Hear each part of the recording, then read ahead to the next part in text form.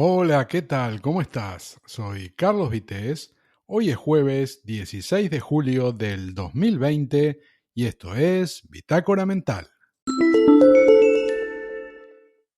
Bien, vamos como siempre con hechos históricos ocurridos un día como hoy, 16 de julio,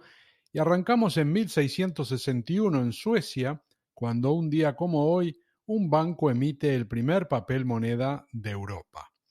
Pasamos al 16 de julio, pero de 1790, cuando en Estados Unidos se funda la ciudad de Washington, D.C. Y un 16 de julio, pero de 1935, en Oklahoma City, en Estados Unidos, se instala el primer parquímetro de la historia. Y ahora nos vamos al mundo del fútbol, porque en 1950, un día como hoy, 16 de julio, en la ciudad de Río de Janeiro, en Brasil, se juega la final de la Copa del Mundial de Fútbol de ese año entre Brasil y Uruguay, que contra todo pronóstico, el equipo uruguayo termina llevándose la victoria, le gana por 2-1 a Brasil, se consagra como campeón mundial de 1950 y ese fue un hecho con una repercusión muy grande, sobre todo a nivel del aficionado de fútbol brasilero y también en el mundo, en un hecho que se conoce como el Maracanazo y que nunca olvidaron. Pasamos a 1965, un 16 de julio, y tenemos la inauguración del túnel del Mont Blanc, que une a Francia con Italia. Es una obra que empezó en el año 57 y se terminó en el 65. Este túnel es muy importante para el transporte de mercaderías hacia el norte de Europa y este túnel tiene casi 12 kilómetros de largo y un ancho de un poquito más de 8 metros y medio. Así que una obra importante, inaugurada un día como hoy, 16 de julio de 1965, como decíamos. Seguimos, en 1969 también, 16 de julio, desde Cabo Cañaveral, en Estados Unidos, despega la misión del Apolo 11, que era la tercera que llevaba eh, astronautas a la Luna, pero iba a ser la primera vez en que se aterrizaría sobre el satélite de la Tierra. Y ahora nos vamos al 2002, también 16 de julio, cuando en la isla de Perejil, a las 23 horas y 43 minutos de ese 16 de julio, comienza la operación Romeo Sierra para desalojar a las fuerzas marroquíes que habían ocupado ese territorio 5 días antes. Pasamos ahora a nacimientos de un día 16 de julio y arrancamos en 1907 con Barbara Stanwyck, actriz estadounidense, fallecida en el año 1990 y ganadora de un Oscar honorífico en el año 81, y era una actriz a la que se le dan muy bien los papeles de mujer factal, y actuó en varias películas importantes y también se dedicó a la TV, trabajó en una serie muy conocida de hace unos cuantos años que se llamaba Valle de Pasiones, tuvo también su propio programa de televisión, lo que le significó un premio Emmy, y además también hay curiosidades como que se dio el lujo de rechazar un papel en la serie Falcon Crest, pero trabajó sí en otras como Dinastía, El pájaro espinoso o Los Colby. Nos vamos ahora a un 16 de julio de 1911, momento en que nace Ginger Rogers, actriz y bailarina, también cantante estadounidense, fallecida en 1995, que también ganó un Oscar en 1940 y en su carrera tiene 73 películas, donde sus papeles más recordados son, digamos, las 10 películas que hizo junto a Fred Astaire, el conocidísimo Fred Astaire, considerado el mejor bailarín del siglo XX, que además de bailarín era actor, como todo el mundo sabe, también cantante, coreógrafo y presentador de televisión. Nos vamos ahora a 1921 también, 16 de julio, momento en que nace Miguel Labordeta, poeta y dramaturgo español, que falleció en el año 1969. Y un 16 de julio de 1948 nace Rubén Blades, el artista y político también, que se entró en política, panameño, conocidísimo músico en todo el mundo. Y si hablamos de músico, bueno, otro más conocido quizá que el anterior, el 16 de julio de 1952, nace un músico estadounidense, fundador y baterista de la banda Police. Nos estamos refiriendo a Stuart Copeland, un grande de la música, y Police, un grupazo que sigue sonando. Vamos a 1964, 16 de julio, momento en que nace Miguel Indurain. Bueno, esto que vamos a hablar a nivel de España de Indurain, un crack, ¿no? El ciclista ganador de muchas competiciones. Y bueno, por nombrar alguna, digamos, de las más importantes, de las que siempre se habla, las más renombradas, podemos hablar de 5 Tours de Francia seguidos entre el año 91 y el 95, también 2 Giros de Italia y también consecutivos, años 92 y 93, aunque también dentro de sus galardones está el de campeón olímpico contrarreloj en el año 1996. Seguimos en el deporte, pero en 1988, un 16 de julio, nace Sergio Busquets, el futbolista del Barça. Y ya que hablamos del Barça, vamos a hablar también del Madrid. Así que vamos a decir que el 16 de julio del año 89 nace Gareth Bale, futbolista en estos momentos del Real Madrid. Y pasamos a fallecimientos. Nos ponemos en el año 1999, el 16 de julio, cuando fallece John F. Kennedy Jr., es el hijo del que fue presidente de los Estados Unidos, John Fitzgerald Kennedy. Su hijo, decíamos, Jr., murió con 39 años, era abogado y periodista y también editor de la revista George. Y bueno, esto ocurrió en el año, como decíamos, 99. Él era piloto y tenía una avioneta, una Piper Saratoga. Y ese día, el 16 de julio, decidió ir a una boda de una prima y se subió en la avioneta, él conducía, él pilotaba, se subió a la avioneta junto con su esposa y bueno, pero hubo mal tiempo y cuando faltaban solo 12 kilómetros para que llegara a su destino, parece que las condiciones de tormenta y eso perdió el control de la nave y cayó al Océano Atlántico. Y unos días después, el 19 de julio, fueron localizados sin vida por buzos del ejército americano. Seguimos, año 2003, 16 de julio, momento en que fallece una grande, otra grande de la música, en este caso cubana. Había nacido en el año 1925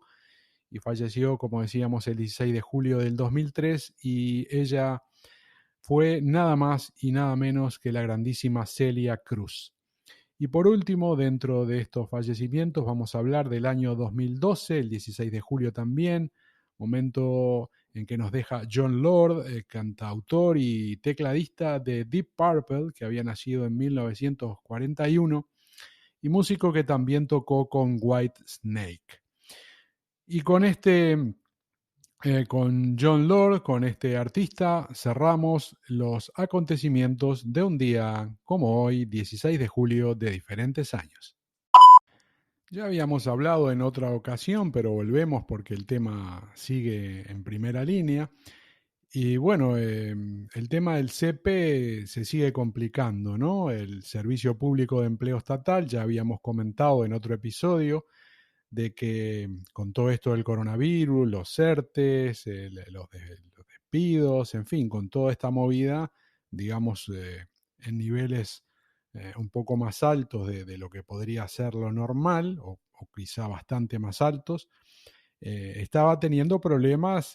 para atender a las personas que requerían ese servicio, ¿no? Y bueno, en la página web era donde más se había notado al principio, que había un montón de problemas para tramitar todas las solicitudes, la atención telefónica también había tenido bastantes problemas y sigue teniendo, pero ahora resulta que son ya los propios funcionarios públicos que no dan abasto con la cantidad de expedientes que tienen que gestionar.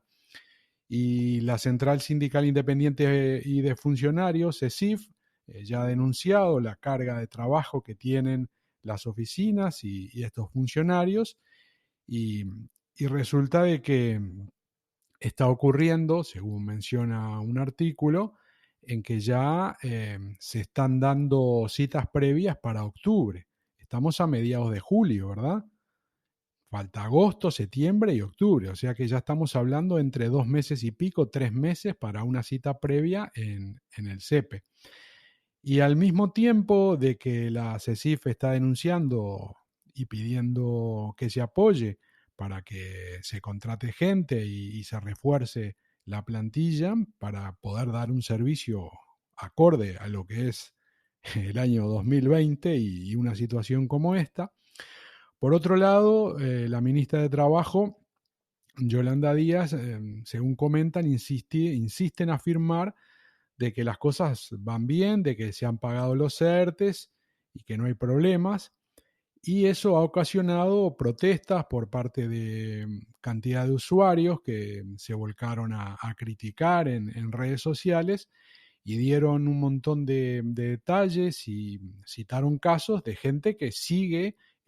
esperando cobrar el dinero que le corresponde por ERTES, gente que está esperando desde marzo, gente que ha sido despedida y todavía no ha podido cobrar el paro, y en fin, todo un problema que de momento no parece tener solución y, y sigue perjudicando al contribuyente, a la persona que se ve en la necesidad de tener que recurrir al CEPE, que seguramente es algo a lo que se va porque no hay más remedio, porque a nadie le gusta tener que hacer este tipo de trámites. Así que ojalá desde el ministerio y desde donde corresponda se pueda dar apoyo y reforzar la plantilla para que se puedan atender en las oficinas correctamente a la gente presencialmente, que se puedan acortar los periodos para las citas previas, que se pueda atender mejor por teléfono y en definitiva que esto funcione como debería funcionar en un país del primer mundo y en este año 2020 con todos los recursos técnicos que se tienen y todo el dinero que se maneja a nivel del Estado para que funcione el aparato del Estado. Así que a ver si tenemos una buena novedad, pero de momento las cosas siguen bastante complicadas. Y el que sigue complicado y además de otros sectores es el de la hostelería, ¿no? Que bueno, ya habían dicho hace tiempo de que podría haber una oleada de cierres, despidos y cancelaciones de varios tipos si se retrocediera a fase 2, si hubiera que hacer volver a recluirse en diferentes lugares, ¿no? Habían hablado de que, en fin, toda esta situación podría afectar a muchas pequeñas empresas, a muchas personas que tienen bares y restaurantes, y habían dicho inicialmente que podría llegar a pasar de que cerraran 40.000 bares y restaurantes de los 270 y pico mil que hay en España, ¿no? Y destruyendo quizá más de 200.000 empleos, porque el negocio hostelero representa más del 6% del PIB de España. Y la incertidumbre que se viene generando desde que empezó la pandemia y hasta ahora, que parece que veníamos mejorando, pero otra vez estamos retrocediendo, está llevando al sector a un punto que para algunos quizás sea de no retorno, ¿no? Porque además de que han comenzado los rebrotes y todos los problemas que hay en algunos puntos específicos, de que hay gente que ha tenido que volver a cerrar, no podemos dejar de lado de que se viene trabajando desde hace ya varios meses por parte de muchísimos de estos establecimientos, se viene trabajando, digamos, con un porcentaje de personas que pueden entrar en esos locales que está muy lejos de lo ideal, ¿no? Porque sabemos que el aforo está reducido y dependiendo del lugar, un poco más, un poco menos, en algunos no se puede atender en barra, en otros sí, y los establecimientos son muy diversos, algunos tienen pocas mesas y tiran mucho de barra, otros tienen muchas terrazas, en fin, cada uno tiene su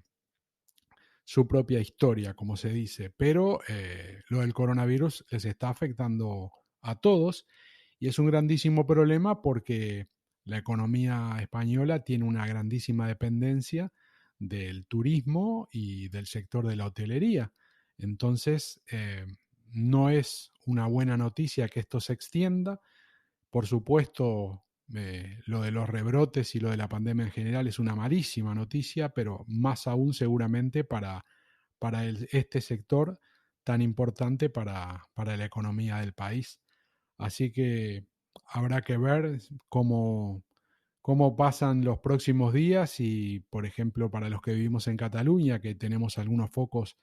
que nos preocupan, por ejemplo, como el de Lérida, que está bastante complicado, y también el de Hospitalet, que se viene complicando y está pasándose ya para el lado de Barcelona y todo lo que es los alrededores. Esperemos que no termine en un nuevo confinamiento, porque eso sería obviamente malísimo para Barcelona y para todas las ciudades que están alrededor, para todos los pueblos que están dependiendo e interactúan continuamente con Barcelona. Pero bueno, si los rebrotes no se pueden contener,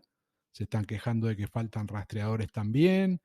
y bueno, y la gente, hay bastante cantidad de gente que se porta bien y cumple con lo que se le dice, pero hay unos cuantos que no lo hacen, que siguen sin tomarse esto en serio, y lo estamos pagando. Lo estamos pagando, ¿eh? Algunos más, otros menos, pero lo estamos pagando. Así que veremos qué ocurre en los próximos días, pero es muy preocupante y hay que estar en la piel de gente que tiene su comercio, gente que tiene invertido un montón de dinero, gente que ha comprado género y que de repente no le puede dar salida porque de un momento para el otro le dicen que no puede abrir o que tiene que reducir la cantidad de gente que puede atender, que solo puede vender, eh, digamos, con entrega a domicilio. Muy complicado, ¿eh? Muy complicado, y la apuesta de España por el sol y playa y por la restauración, la hostelería en general, nos está costando carísimo en esta pandemia. Vamos a ver cómo salimos. Estaba mirando otra noticia y resulta que hay un montón de personas muy conocidas a los que les han hackeado la cuenta de Twitter.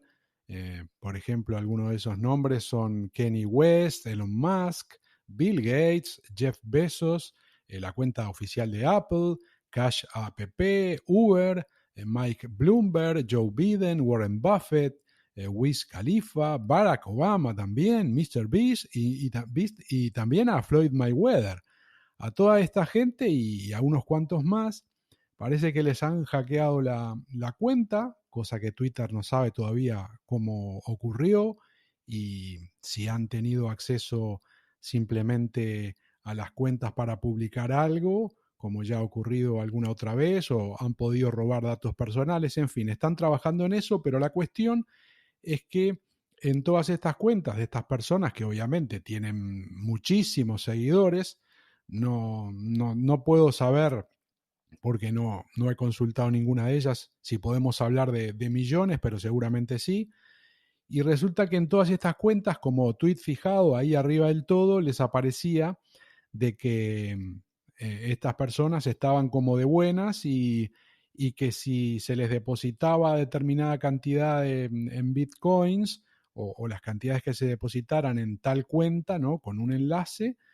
iban a devolver el doble de esa cantidad, ¿no?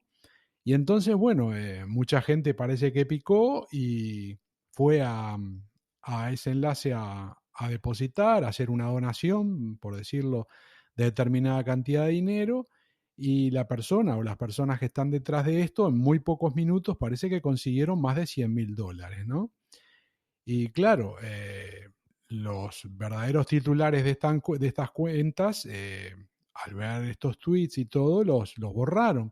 Pero parece que volvían a aparecer, por lo menos en algunos casos o en algún perfil, volvían a aparecer incluso hasta 3 veces. Así que un dolor de cabeza grande todo este tema de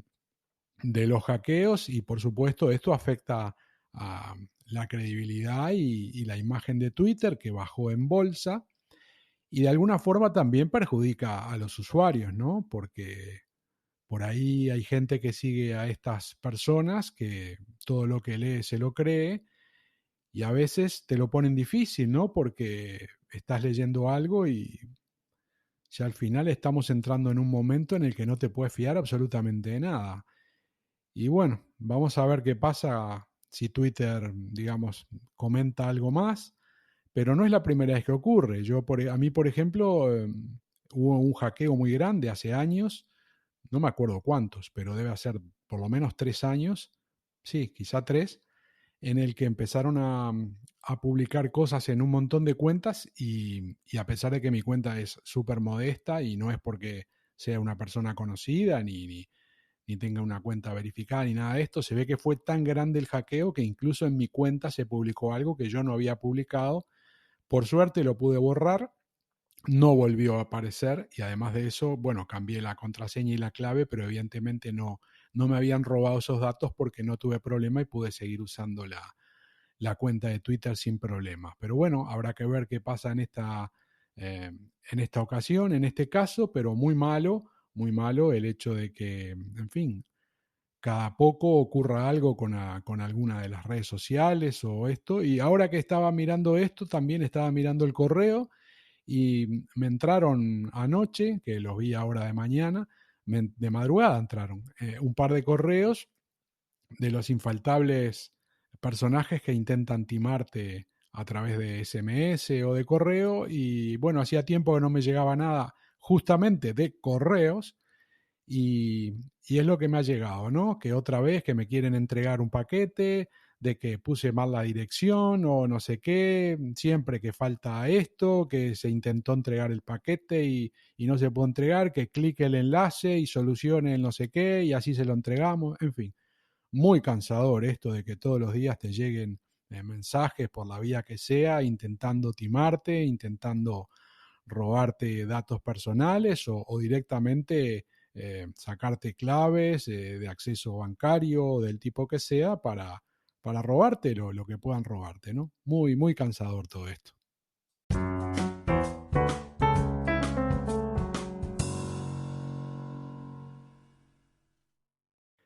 Y para terminar este episodio de hoy, bueno, una noticia algo diferente, ¿no? Estaba mirando un artículo en donde una modelo y periodista de nombre, no sé bien cómo se pronuncia, pero creo que sería Danae Mercer, em, está mostrando, digamos, a través de Instagram, lo que sería su cuerpo con una fotografía normal y lo que sería una fotografía un poquito, digamos, retocada, ¿no? A veces no directamente por el tema de Photoshop,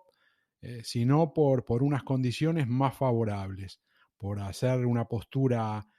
súper, digamos, estética o también por la incidencia de la luz, en fin, por un montón de detalles, ¿no? Y de alguna forma lo que quiere es, como ya ha ocurrido en otras ocasiones, normalizar el hecho de que se publiquen las cosas como son, ¿no? Y ha publicado algunas fotografías en su perfil en las que muestra, por ejemplo, si toma la fotografía desde un lugar, parecería que su cuerpo es, no digo perfecto, pero está muy bien, y de repente esa misma fotografía con algunos cambios muestra un cuerpo que no tiene nada que ver, que incluso no parece ni la misma persona, ¿no? Con bastante celulitis, en fin, con en la parte abdominal completamente una silueta diferente, también el tema de brazos, en fin, completamente distinto, ¿no? Que te da la impresión de que estás viendo a otra persona.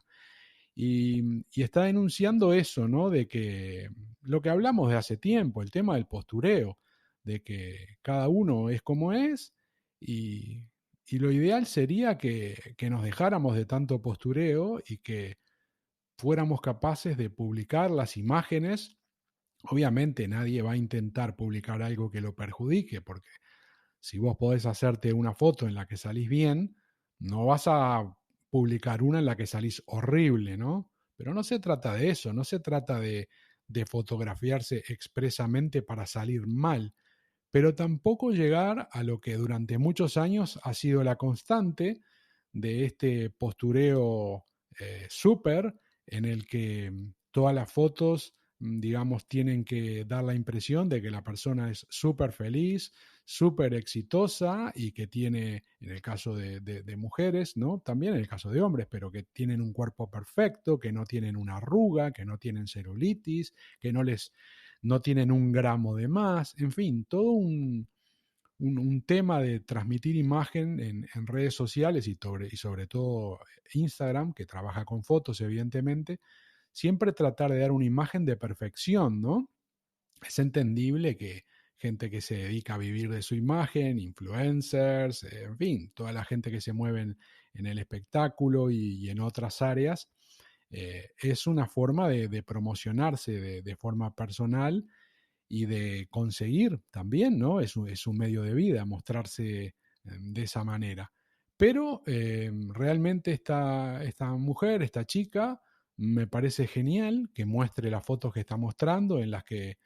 cuando, digamos, no hace una postura o las condiciones no son las mejores, también muestra de que su cuerpo es un cuerpo normal. Y eso, como decíamos, debería ser lo lógico. Y de la misma forma que en el siglo en el que estamos y en el año en el que estamos somos capaces de aceptar un montón de cosas, también ya sería hora de aceptar de que no es necesario ese postureo tan grande, ni de transmitir o intentar transmitir lo que se intenta de forma permanente y ser un poquito más real, ¿no? De transmitir un poco más lo que es. Porque además a veces nos encontramos con noticia, ahora hace tiempo que no leo ninguna, pero tampoco la busco, seguramente la hay, ¿no? De que mucha gente que se dedica a esta cuestión de redes sociales y de influencers, dos por tres nos encontramos de que tienen millones de seguidores, esto y lo otro, y terminan con enfermedades, terminan yéndose de las redes o incluso en algunos casos hasta suicidándose porque no pueden soportar ese postureo al que se ven forzados permanentemente para mantener un nivel y mantener una vida que seguramente es artificial para ellos, porque cuando muchas de estas personas, no digo que sean todas, pero algunas, hablan o en confianza o hablan con sus amigos o se sinceran, dicen de que sí, de que están llevando una doble vida, una vida desdichada de repente en algunos casos a nivel personal y fuera de los focos, y otra completamente diferente cuando publican en las diferentes redes sociales. Así que para mí, genial lo de esta mujer y, y debería imitarse cada vez por más gente, ¿no? Porque, no sé, quizás es una cuestión de edad y va en cada uno, ¿no? Pero en lo personal yo estoy totalmente de acuerdo de que uno tiene que, es como es y si no sos una persona que son las menos, ¿no? Que exclusivamente necesita de eso como medio de vida, no veo la necesidad de estar en ese postureo permanente en el que está un montón de gente de toda edad, desde chicos y chicas muy, pero muy jóvenes, que no tienen ninguna necesidad de estar con esas imágenes y transmitiendo esas cosas que quieren transmitir, porque en muchos casos no es la vida real que están llevando. Y con esto cerramos el episodio de hoy, 16 de julio del 2020. Soy Carlos Vitéz, esto ha sido el Bitácora Mental de hoy y te espero mañana, si Dios quiere, en el próximo episodio.